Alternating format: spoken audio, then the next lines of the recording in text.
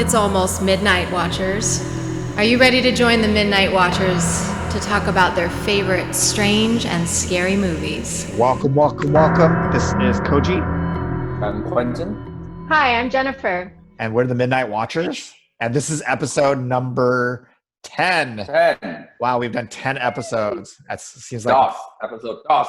it seems like a lot of episodes. I can't believe we've done that many. It seems like we just started a while ago. But one of the housekeeping thing I do want to mention up front, and I will mention this at the end as well, is that we are going to be moving to every other week. So we'll give you more time to watch the movies. We'll let you guys know early on what movie we'll be watching, so you guys have more time, and maybe we'll even start posting where you can see the movies, so that by the time the episodes drop the following week, you have already seen it by that time. But how's everyone doing?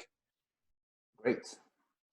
Doing good. I love that it's a holiday weekend, even though none of us can go anywhere. It still feels like a holiday weekend.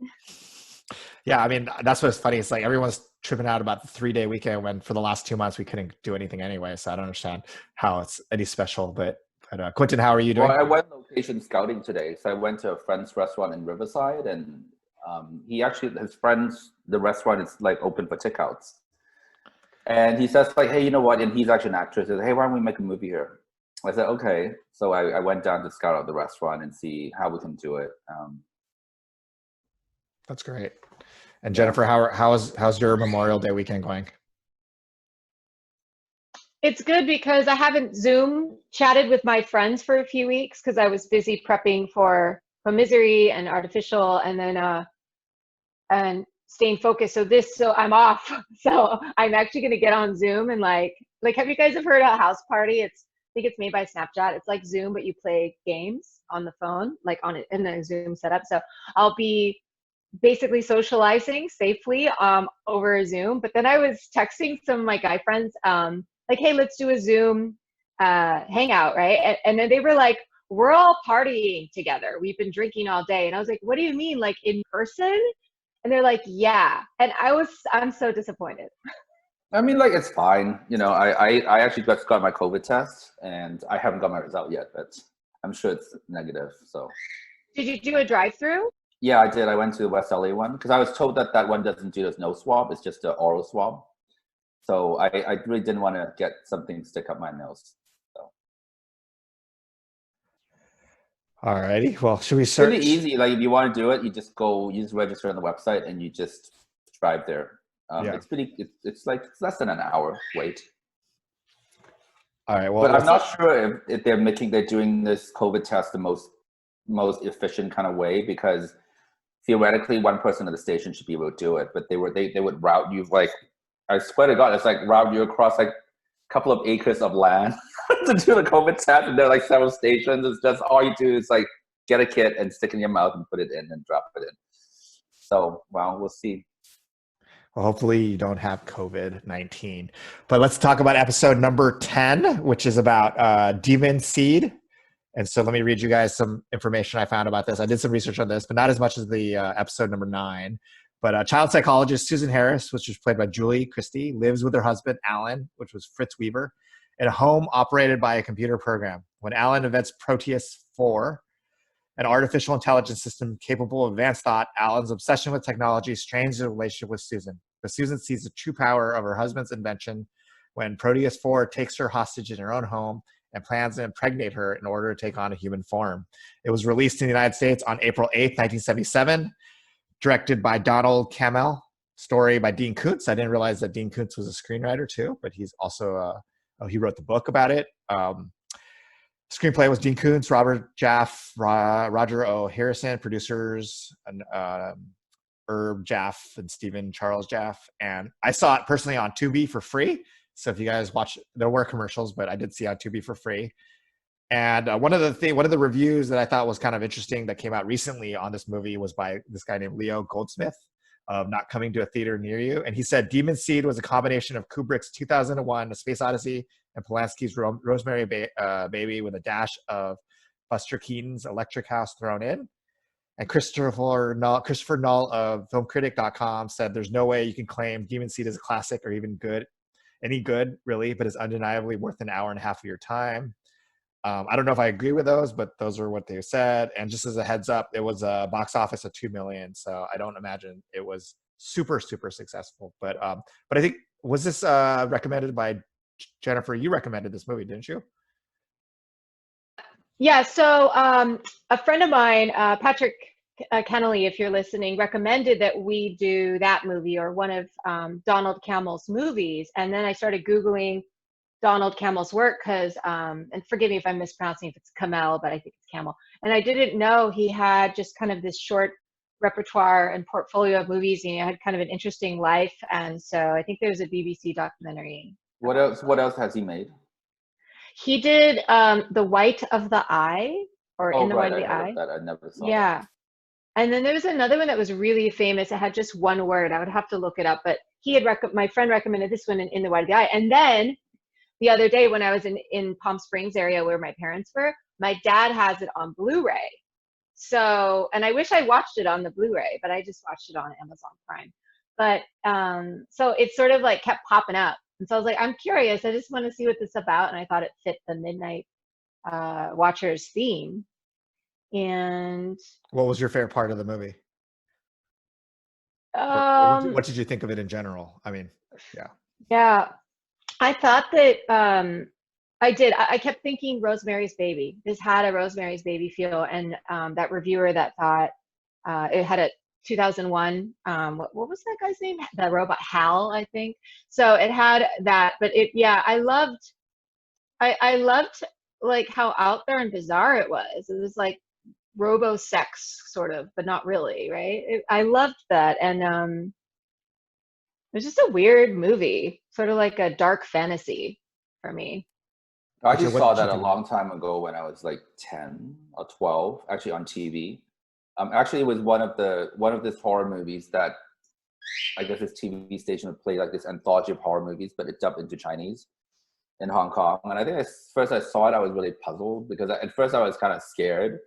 And then later on, somehow I was a little bit confused about the ending, how suddenly it actually was a very positive kind of thing because the baby did come out and it wasn't, I guess it's not like an evil baby, right? It's kind of positive. It's going through this. It's like this computer has all this kind of like knowledge and stuff like that. I think it was only positive for the dude. It wasn't positive for the girl. No, but they had a chance to kill it, right? And the guy didn't want to. Professor didn't. No, the professor was in love because he loved the idea of it, but the girl was horrified and wanted to. Yeah, but at the same time, I think it's a very prophetic film in a way because like if my son is demon seed, right? I have a surrogate baby. So that's exactly how it's like, you go get, an egg, and then you go put some sperm in it, you create this thing. And the only thing is that like, my child was actually, it's being carried by a real woman, but and I think like there's something really, prophetic about whatever that Dean Koontz wrote. And I didn't really see that as a kid, but now I rewatch it, I feel like, oh, wow. Now it's a reality already. You can already have like artificial, you can have a surrogate baby, artificial insemination, and eventually you can create an artificial womb that can carry the baby. Yeah, and I think that the difference is that this is a half robot though, or some kind of no. It's a full human. No, I'm pretty sure it was part robot. No, it's not a robot. It's just he created the womb, and because the thing doesn't have the body, right? But his eyes were glowing at the end, so he was a robot. No, it's not a robot. It's an organic thing. Was it a robot? I think that's one of those things that's left to interpretation. I think that is. What did you think it was? I felt like it was with android, like part robot. I don't know if it was half human or half robot necessarily, but I thought it was like not going to be a full regular human. But I thought it was a full regular human, except that the growth was accelerated, Mm-hmm. and also that human also have the consciousness of the computer. Yeah, my impression was that I don't think it's a robot. My impression was that it was a part. Yeah, I don't know if it's half or whatnot, but I do think it was a part robot. But one thing I didn't mention though, and I'd like to mention is that in the New York Times there was actually this article about smart homes and how they're being weaponized by abusive partners to terrorize women. So they would lock women in, unlock their doors, music would randomly play in the people's houses at deafening volumes, lights would turn on and off. Some of the women were subjected to this at first. They thought they're losing their minds, and then they realized that they've been hijacked by their abusive partner or absent abusive partners. So I just thought that was really kind of interesting that now we have the technology actually to not like have a robot take over our house, but have other people take over the house. And that 40 years after this movie, people are actually doing this to their abuse to their spouses. I just think this is really, I mean, like, I don't know how you could be terrorized by something like that, because you have to be so dumb to like buy an Alexa, which I never did. I don't want like some weird thing talking to me. I would never buy an Alexa. I don't have any kind of weird AI thing that could be hacked. Yeah, but you would think it's weird though if you like try to open the door and it locks in right when you try to open it, or yeah. Like, so I wouldn't install some. I wouldn't have a smart house. Period. Yeah, And but I would be the yeah, but that's not the. I mean, the point is you're trying to, like, if you're being abusive, you're trying to lock someone in the house. You're trying to trap them and make them feel insecure, and make them feel like they need you. It would be a really good. Those smartness was installed by Jeff, the husband, right? I mean, yeah. I mean, hey, if I were a wife, I just wouldn't let. I don't want any of these things. Period. It's just I don't want an Alexa. I know that it can be hacked easily. I don't want Amazon to get all my data. I would only use these apps when it's necessary, right? But anyways, regardless of that, I think with Demon Seed, I think it's a very prophetic film because all the sciences works really well, and that's why. I guess when I was a kid, I didn't understand certain things, but now you watch it, having the understanding of having all these technology things and understanding technology, you understand how that could happen, and it's pretty advanced. If you look at even when Dean Koontz wrote his novel in the 70s, or when the filmmakers was conceptualizing this, how we can make this happen and make it real, just science. And I think that because it opens with a supercomputer, right? Obviously, a supercomputer right now is just still kind of, I guess, is a room of a lot of like computers. So, but yeah. I'm glad we brought up the Alexa thing. I forgot to mention that, this had an Alexa thing kind of going on. And I didn't know about that, what you had mentioned, Koji, that article. That's really interesting and totally makes sense that people could be still controlling their, through the smart homes component of Alexa. You could do it elsewhere, just like in this movie, if especially an ex-boyfriend or a stalker or somebody. That's just, or an abuser, domestic abuse. But yeah, it was so like it felt like believable, even though it was kind of like the parts when he's like when what's his name, Proteus is experimenting on the lead actress and like the impregnation, and a lot of it seemed sort of far-fetched, but I still bought into it. Like I wasn't taken out of it and thought, oh, I don't buy it. I think that what was, yeah. I mean, like, I think really the concept is, if you look at what these filmmakers were thinking, is that it's really a haunted house movie, essentially, but with hell in it, with 2001. And 2001 is 1968. So, hey, you know what? Let's have a supercomputer that's control this house and make it a haunted house movie. And I think, so because, haunted house movies are it's like a huge horror genre in the 70s, much like with Amityville or Horror, 1976, right? Yeah, so there's like a slew of haunted house movies in the 70s. I'm surprised that we're not doing more haunted house movies now, other than Cabin in the Woods, right? Yeah. Well, recent haunted house movie. One thing I will disagree with you guys about Alexa and all that is that I think that ultimately everything we have around us collects data from us. Like our phones collect data. I remember when I was talking to somebody about diapers and about my baby diapers, and all of a sudden, like, I'm getting diaper ads on my, when I web search stuff. It's like, I mean, part of like Google and part of all that stuff, Facebook and all that stuff, is they're just constantly, even our TVs are collecting data. So everything's collecting data on us. There's already. No reason for you to have the house to connect all these controls that could, affect your life to a central computer. It doesn't make any sense for me.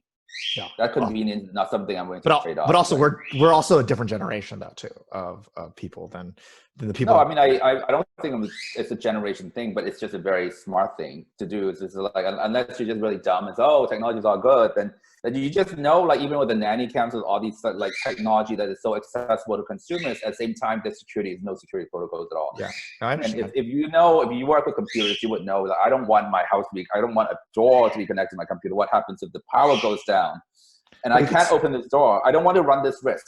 You So can I don't need still it. open a door on a smart door. There's ways to open the door still. Well, what if somebody hacks it? Right? Somebody hacks it, they lock your door. You could Right. So somebody hacked Alexa, and I don't need to run that risk period. Okay. Well, I don't need my lights to be controlled by Alexa. I don't need to come in and say, let there be light, let there be light. I just click and turn on the lights. Jennifer, you were going to say something? What were you going to say?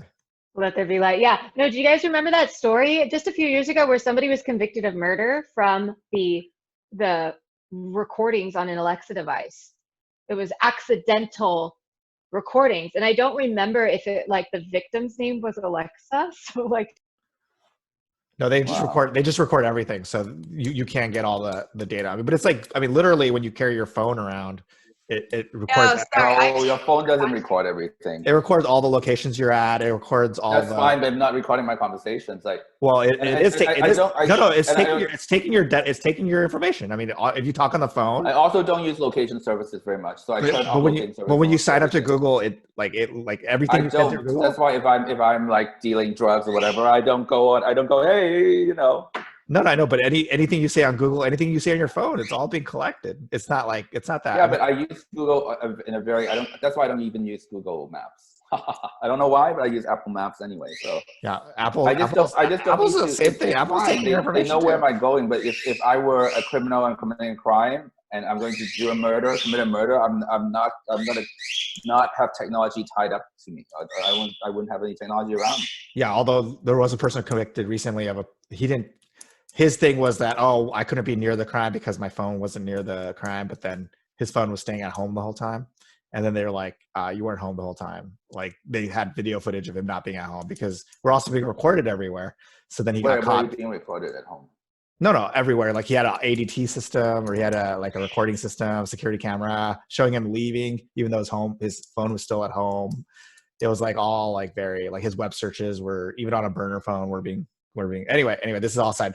This is the one thing I do want to say about this movie is this was one of my favorite movies I've seen in a long time in the Midnight Watchers series. Maybe because I guess there was a rape in this one too. I mean, she didn't consent. The computer tried to rape her to get the egg out. Yeah, exactly. It was raping her. And so fuck. Let's make it a point not to have a movie with no rape. But one thing I do want to mention was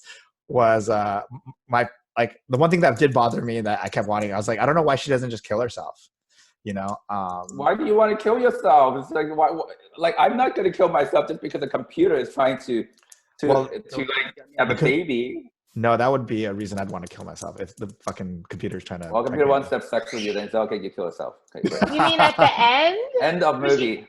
No, everything. I mean, just like the whole. I mean, like. Why would I want to kill myself? It's not my fault. It's like the computer's trying to rape me. It's like, okay. She didn't try to kill herself. Rape victims kill themselves. She did. She did try to kill herself at that fake. one point. It was fake. So she said, I could kill myself. Oh, you think it's faking it? She's smart. I think Julie Christie. Is it Julie Christie? Yeah, Julie Christie. Yeah. She's like amazing. I mean, those actors were amazing, and I think without those people, I don't think you can pull this movie off. Yeah, she got criticized for being in this movie. Yeah. Yeah, because you don't expect Julie Christie in the horror movie, but I guess it's a well done movie. I think there was a little bit too much of the computer thing. It's a little bit too serious. I wish they cut down a little bit on showing us this technology, which it's going to be outdated really on. But that technology is possible. We just have to know it's possible. We don't have to like see him like learning Chinese and do all these things. And I think we just have to accept that technology, right? But as soon as how the movie opens, you have these door locks unlocking. You have like this thing cooking food. I'm already scared. Oh my God, I'd rather not tip them, not do it because something's gonna go wrong. And I just don't want to do this computer cooking food for me. I just cook my own food. Jennifer, what was the scariest part or part that made you cringe the most? Maybe the baby with the robo baby thing. It was really weird looking. And I remembered that I'd seen a photo of it on the internet once. I'd seen it. It was almost like laughable, but again, I wasn't taken aback. I wasn't taken out of it and like think, oh, I don't buy this. But the robo baby, it's I think that's a really cool thing because at first you thought, oh my God, it's like a monster coming out. And then within all this thing, it peels off. It's actually just a young girl, which I thought was really cleverly made, because I think that was a metaphor that everybody's expecting this to be the demon seed, right? It's, oh my God, it's like things, but at the end it's not. It's just like this computer is trying to live a life. So I think it's a very interesting horror movie with an interesting ending, because you're not thinking like, oh, this is so Rosemary's Baby. It's like scary. It ends with a very positive note on technology, which I appreciate. Wait. I didn't get the positive note on the technology. I totally. They didn't kill the baby. The reality is like they were. Well, I mean, everybody was thinking maybe she wanted to kill the baby. She wanted to kill the baby. She does, but you would understand that if you were a rape victim, there's all these conflicting feelings. Yeah. But I think at the end they accepted this girl, right? I don't think she accepted. My impression was that she didn't accept. Well, the music and everything is just basically you see the universe and you see like all these things, all this kind of thing, and you see like in her eyes she's like something completely different. So, well, I don't think it's a negative ending. So, do you guys think this baby grows up to be like a good baby, like a good human, or whatever, or does she mess stuff up? What do you guys think that ultimately ends up being the baby? That's a good question. I think it's like all the sci-fi movies about androids and stuff, is that there's good and bad. They try to do good, and then they end up hurting people and doing things like that show that I'm doing, Artificial Remote Intelligence. It's about an android that is created, and she ends up killing someone, right? Because she starts out really good, and then can you guys hear me? Yeah. Oh, we can hear you. Yeah. Oh, you can hear me? Okay. Starts out good and then something happens, right? But there's a lot of uses. I think some other examples, recently that they mean well. Ultron from Avengers. Come on. I've never watched. Oh my God. Which actor is that? Oh no, Ultron is part of the Iron Man series. He was created as a super robot to take over, but the problem is that he realizes that humans are the problem on Earth. And he has to he realizes the superheroes are the bad guys. And he starts to go kill all the superheroes and stuff. But anyway, sorry. Quentin, Do you think that the creature at the end grows up to be, a demon seed grows up to be a good force? I mean, you can look at a movie that literal, right? I mean, the movie ends there. And then I think if you look at how feminist critics have been doing it, that feminist critics have been always reading the middle against the end, because the end is always against the female. And so feminist critics in the past, they have to read these really male-centric works, whether it's Shakespeare, whether it's whatever, and they always, read the middle against the end. And I think this is a movie you don't have to do that.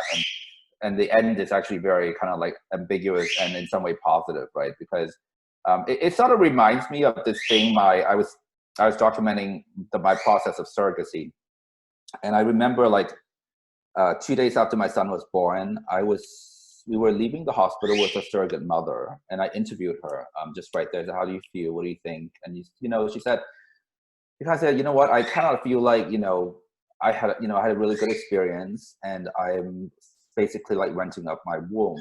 And when your son is born, even though I'm attached to him, I realized that I'm basically giving time to you to rent this womb, and that's not my child, and it's not something that every woman necessarily can go through, and I want to do surrogacy, but I don't think it's necessary for everyone.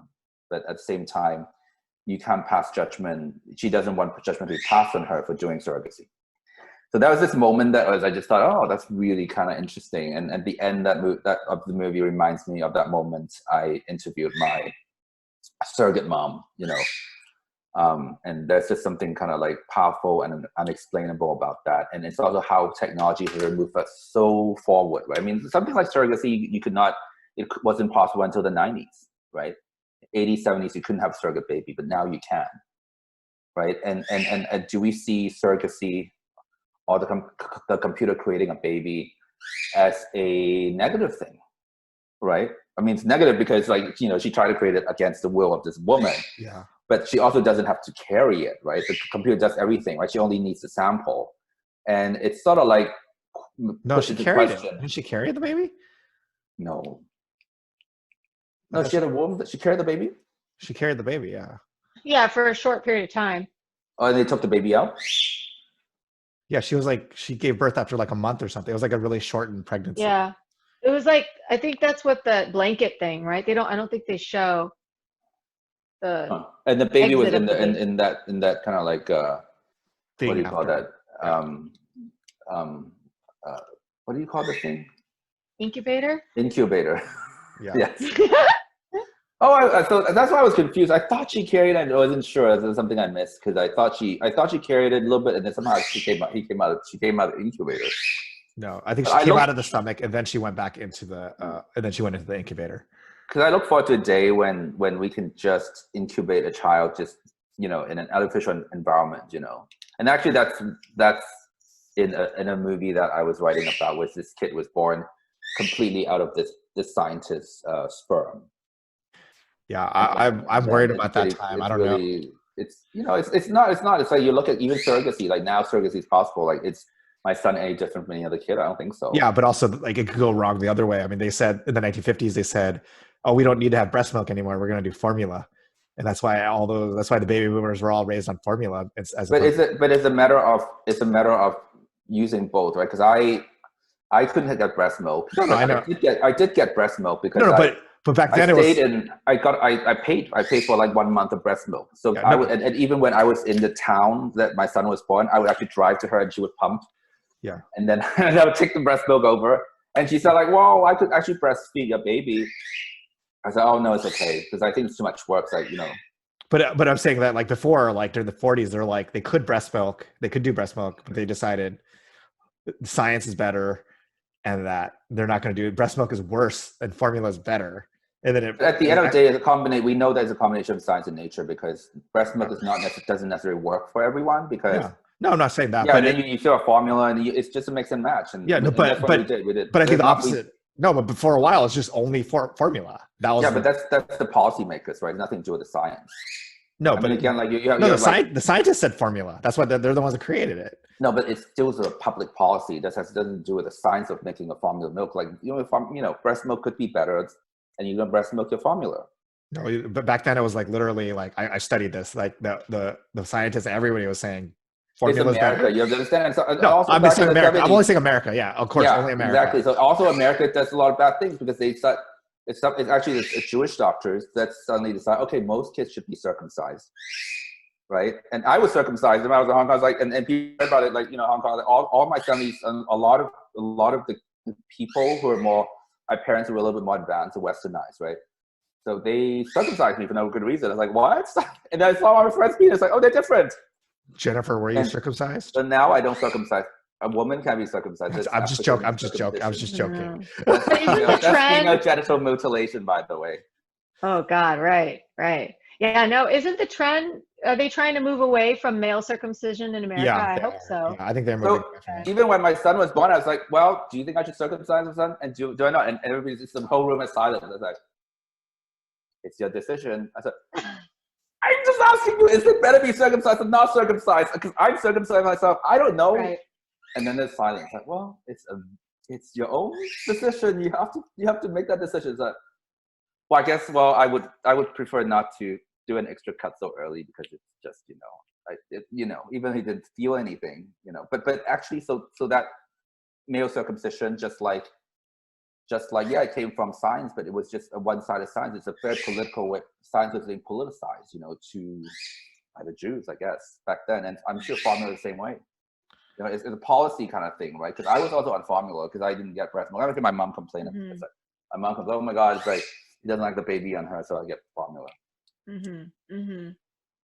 Jennifer, but I ended up what are your thoughts on this? Anyway, so. Jennifer, what are your thoughts on this? No, there's some like bioethical, medical ethics theme going on. Is this okay? Is this baby that's now made it through, is alive, and is going to grow up?